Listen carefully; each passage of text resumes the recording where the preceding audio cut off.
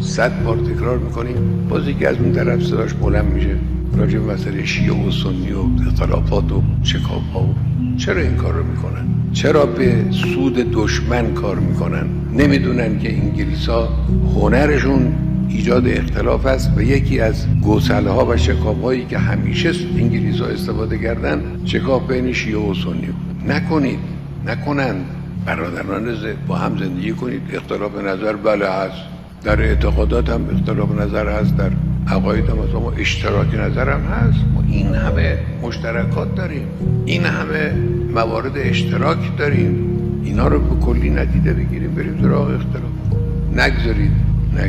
امام رضوان الله علیه ممنوع کردن نماز جماعت را در داخل کاروانها. اون وقت گفتن نکنید، برید اونجا نماز بخونید، تو مسجد برید. اما این برای همین اتحاد، این اتحاد رو هر چی میتونید